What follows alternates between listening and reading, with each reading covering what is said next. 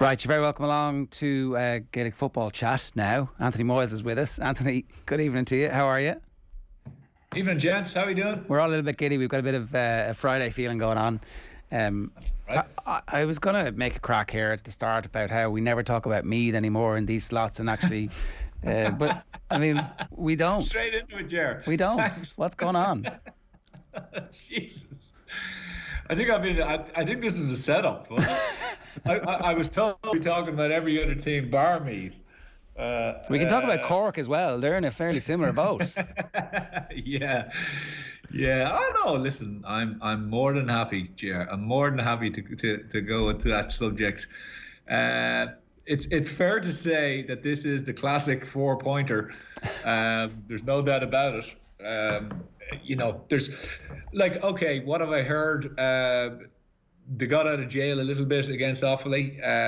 They kicked an awful lot of wides, wasted a lot of chances, unbelievably low efficiency rate in front of goal, 30-odd% I think it was. So a lot of shots, a bit of wild shooting, not the right fellas taking the shots, and ultimately had to rely on literally last kick of the ball to get out of jail. Now, they never dropped the head. They kept going. They kept peppering the Offaly goal mouth.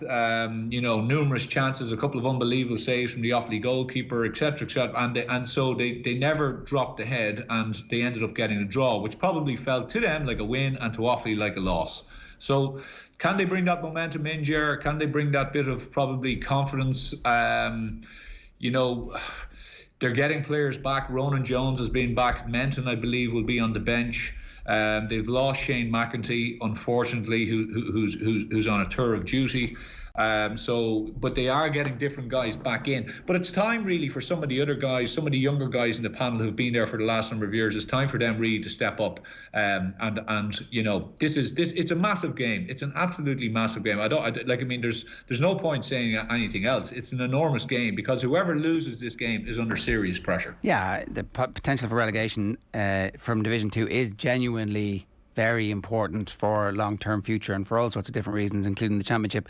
It's less important, I think, for relegation from Division 1 for different reasons. I'm making the case for the last week that actually if the Dubs get relegated, it's not going to matter. There was a good piece, Paul Keane had done an interview with Paul Beelan, who was reminded that they'd been relegated in 95 and then went on to win the All-Ireland. I know things are different. I know things are totally different, but Mayo were essentially a Division 2 team last year and it didn't make a blind bit of difference to them. Yeah, and I think in the journey of this particular Dublin team, I don't think it really will make a massive bit of difference. I think again, and we've spoken about this the last couple of weeks, I think a performance against Tyrone will be something that he's looking for. I think he's trying to knit all those various different pieces together. The defence seems like it's starting to get a bit of shape.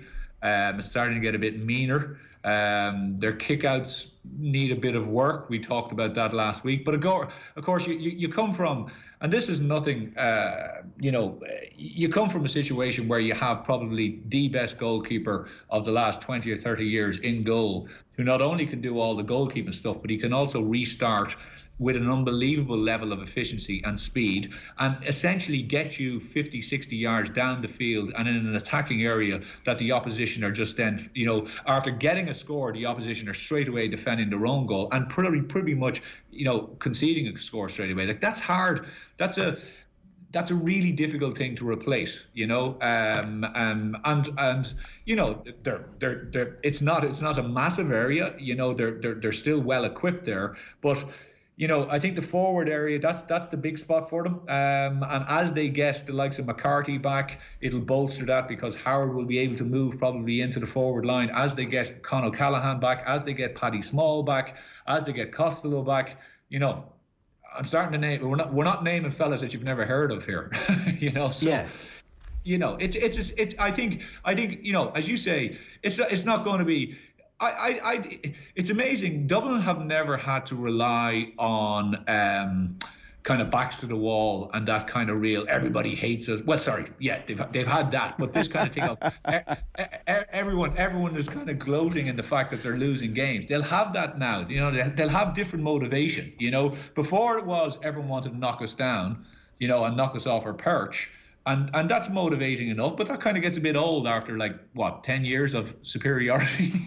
So, now they have something completely different. Now they have something where they're kind of saying, well, you know what, everyone is writing us off and we have to go out and prove a lot of people wrong. Yeah, and I think that's the thing. It's like a lot of people are writing them off. I am definitely not writing them off. We had Philly McMahon on the show during the week. I want to play you this. Have a listen to the clip. So let me give you a quick overview where I think they could get after. First of all, they need to get after the mindset first of all. Okay, the noise is impacting their performances, I would imagine, right? So what I'm saying is the information, social media, friends, family, club mates, all of this stuff, it's all around relegation, right? Yeah. It needs to be all about the challenge and the vision, right? Which is essentially, let's get a good performance against the All-Ireland champions. So going in as an underdog is a little bit different, but it's also, there's a little bit more energy than, it's another game, we're the favourites, we have to keep up our own standards, that kind of mentality, right?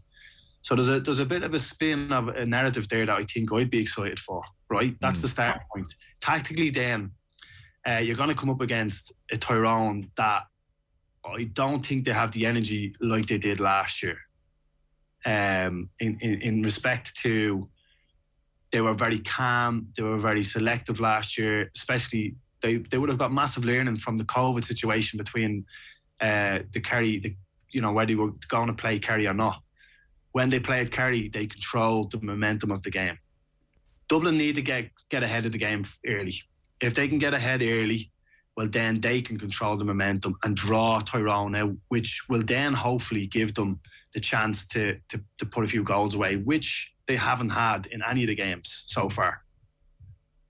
They're limited in terms of goal chances. So most teams are saying, let's go after Dublin's kickouts, let's get after the space they have in front of the full back line, and let's also slow them down and not concede any goals against them. And when we get ahead, they'll come out and then we'll transition and counter fast. So they're the things that I'm sure what's happening in the Tyrone change room, they're the things they're looking at. So it's evenly matched for me, in fairness, in terms of the Tyrone are not where they, I'm sure, want to be, and neither are Dublin. So there's a real dangling carrot after this one for me.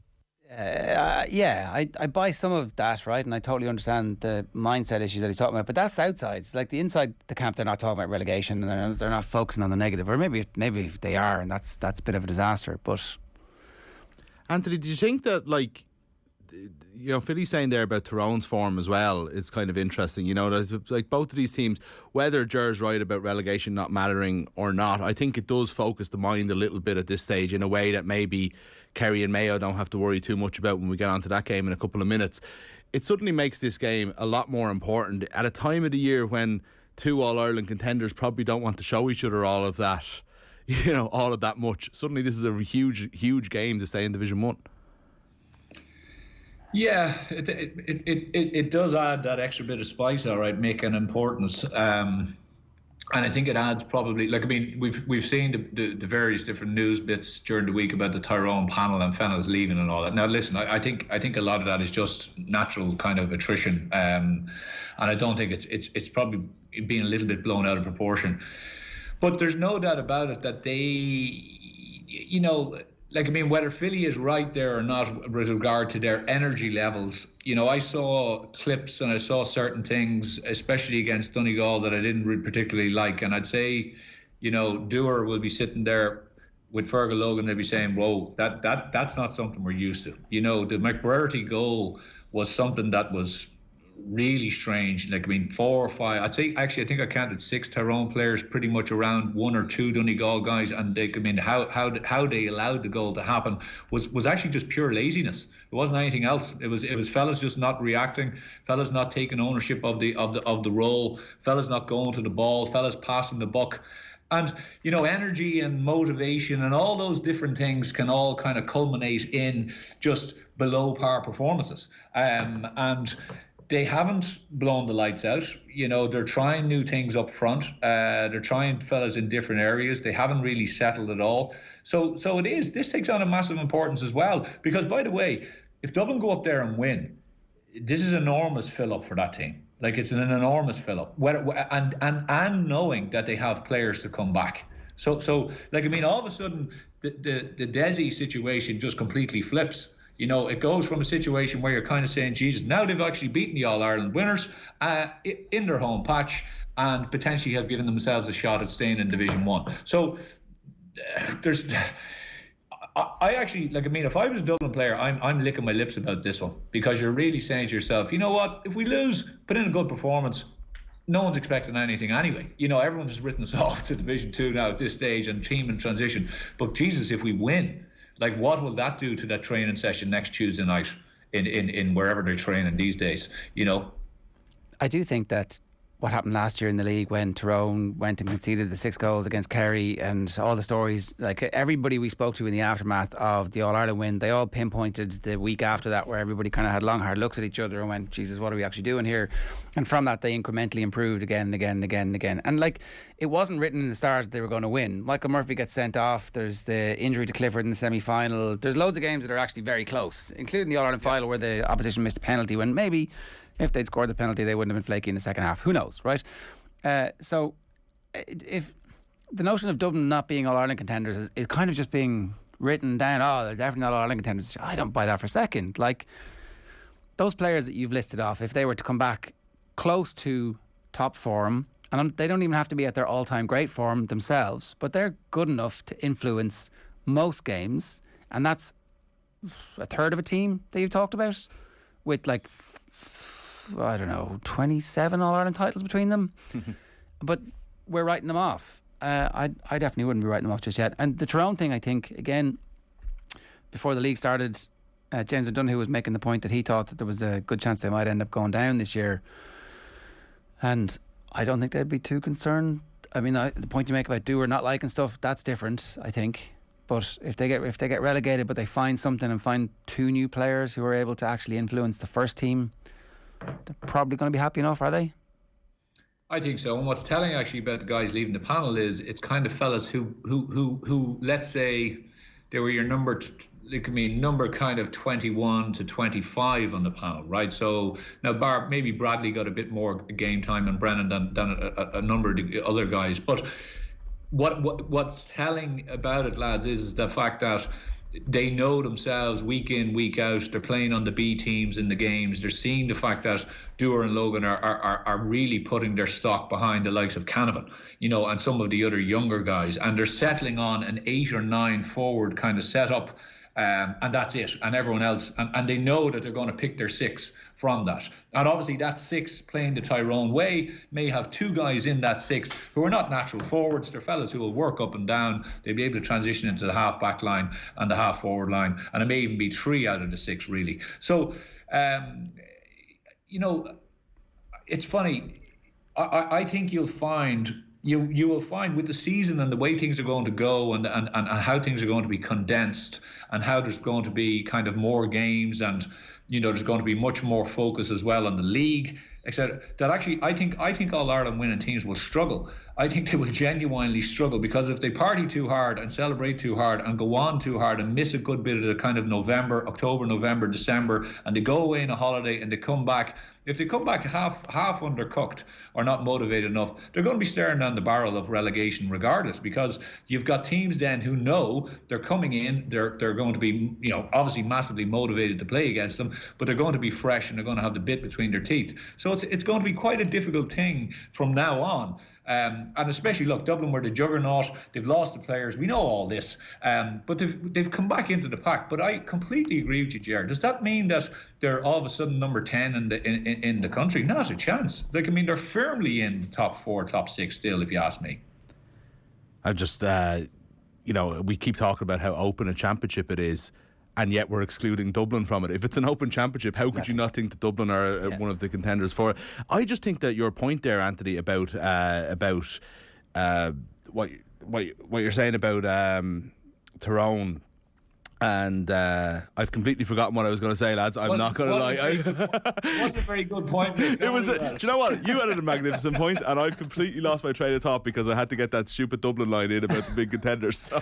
All right. Well, look. Let's move on to the actual top two teams in the country. I think who are Mayo and Kerry at the moment. I did remember it. You're saying that that'll be good now. No, but the point that you're making about teams possibly winning an All-Ireland and then struggling in the league after. When you take the condensed nature of what we're talking about in the Championship now, it's going to be very hard to kind of get that sluggish league form back into Championship. With a few exceptions. With like the Leinster Championship. Exactly. Yeah, exactly. But in Tyrone... Or if Kerry were ever to have a bad league, you'd be like, it doesn't matter because they have the Munster Championship. Yeah, but it is interesting. The playing your way into form has been something we've been doing since day dot in the GAA, and, whether the league results matter or not, the form certainly does. It's going to be very hard to pick it up. And that's the counter argument to the players returning, is how long will it actually take them to get up to championship speed, and how many opportunities are they going to get to do that. So we'll see.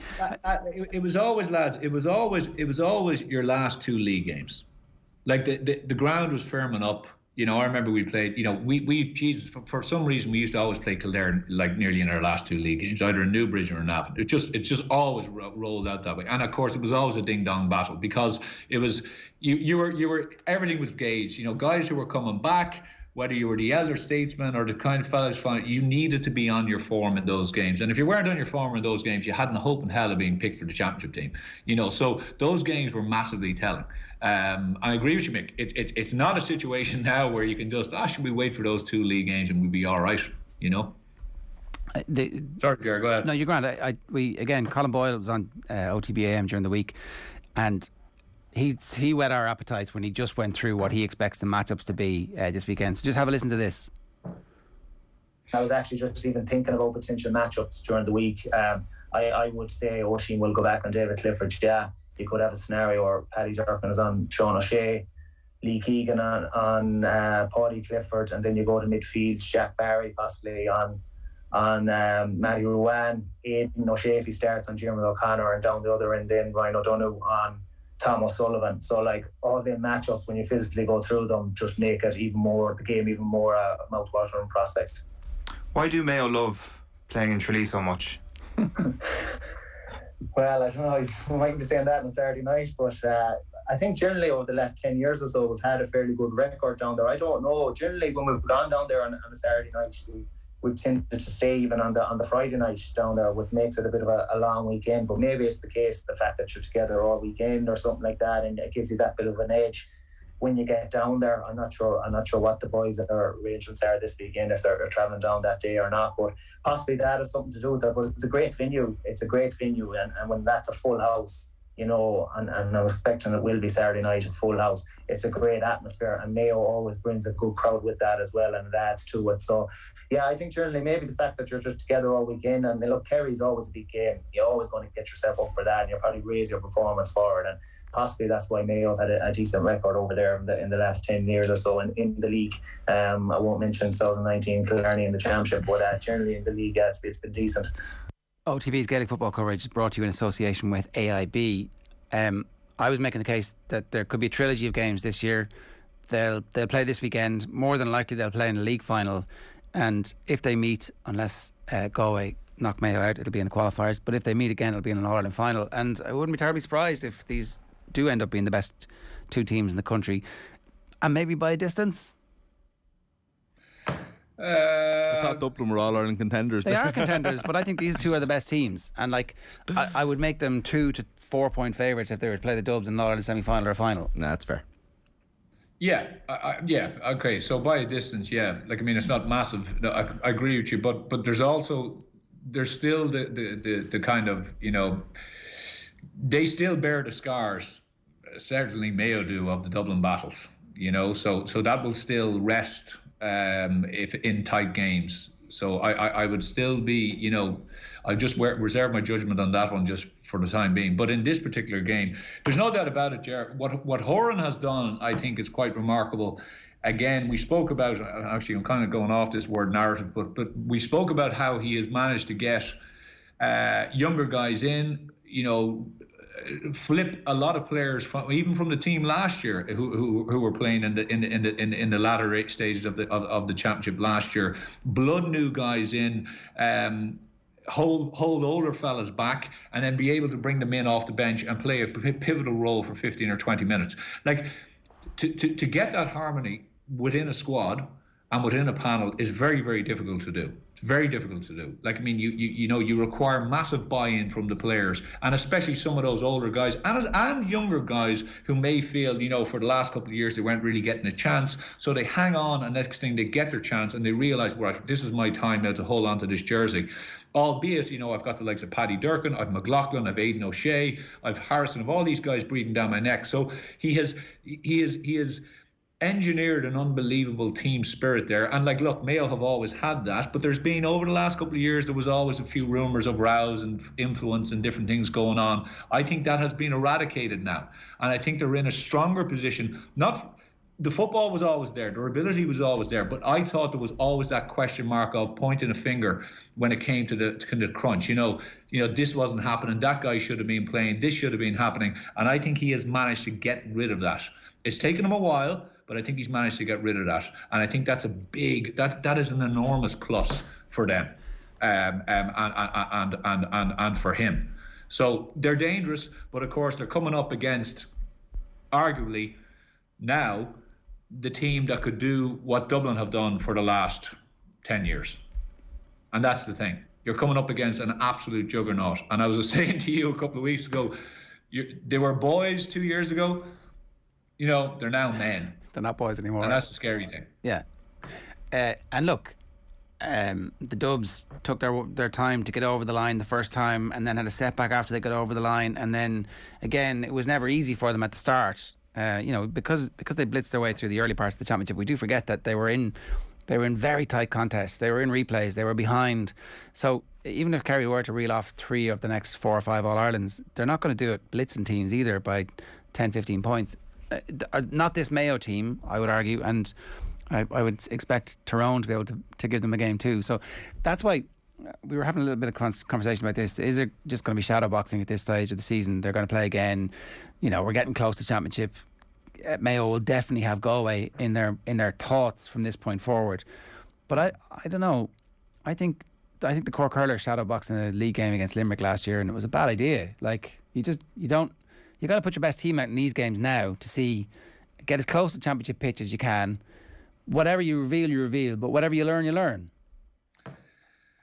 I think it's too. I think shadow boxing is a dangerous thing to do, because I think the message is very, very tricky to get across to players. You're saying to them, listen. Well, how do you say it? I genuinely don't know how you say those things. Do you say, oh well, we're going to take the foot off the gas? You don't say it. You get motivated. You go through the whole process that you would normally go through before game day, but then you sprinkle the team with fellas who aren't really going to be in your championship 15. Yes, that's a way to do it. But guess what? The players also know that the fellas that you just sprinkled with the team are probably not going to be in the championship 15. So they straight away realise, actually, we're weakening ourselves going into play whomever it is, Kerry. So on the flip side, I think O'Connor has an interesting thing, Ger. I think they've been kind of going a little bit flat to the mat for me, and I think it's going to be an interesting thing for him is how he maintains that level of intensity. Clifford was rested. A couple of the main boys were rested. But say that defence has been pretty much solid. The midfield has been pretty okay. They got a couple of guys back, but they've had probably 12 of the 15, I would imagine, or even 13 of his 15 of his championship starting 15, nearly playing in most of those league games. So it's going to be a different thing for him. But of course, he's not playing an Ulster. He doesn't have an Ulster championship to face. He doesn't have an absolute war of attrition every time. So he can probably think to himself, you know what? I'll skate through Munster, and then I really have the big games, and that's not going to be for a couple of months' time. And I can bring it off, I can ease things off a bit for a while, and then bring it back up. So I think he'll be able to set markers down. Playing at home, lovely place to go, great football pitch. But by Jesus, they don't give it to you anything easy down there. I'm just in receipt. This is a slight bit of breaking news here. I'm just in receipt of from a player, from an inter-county player who will remain nameless for obvious reasons, of a missive that has been issued by the GPA to their players. Apparently the players have yet to receive reimbursement of their expenses since the start of collective training, the restart back in the start of December 2021. This is because there's ongoing negotiations between the GPA and the GAA. During COVID, there was a reduction in the amount that would be given to inter-county teams, in line, I think, with the way that the rest of the world was going. Although the GAA did actually end up showing surpluses because of the government grants at that time. So the language is quite interesting. We appreciate the huge level of frustration among players regarding non-payment of expenses since December, and we hope this note provides some context in the situation. The GPA's position is that there needs to be a complete reset by the GAA when it comes to the respect shown to inter-county players. It goes on. We'll continue to consult with all GPA squad reps and captains this week to consider next steps in this regard. The GPA will be undertaking a detailed cultural audit of the inter-county playing environment. And we demand that all players are paid the expenses incurred for all collective training sessions with immediate effect. Until every player is paid their expenses for all collective sessions, there will be action by players in response. Now, I haven't heard them threaten action before. Well, that sounds like there's only one major action that they can take. Go on. And that's strike. That's just not play. That's what the implication is, isn't it? I'm not the only. You can't read that and go, they're going to play with their socks down. Sounds like to me. 2001. That's what date was on it, Chair? December 2021.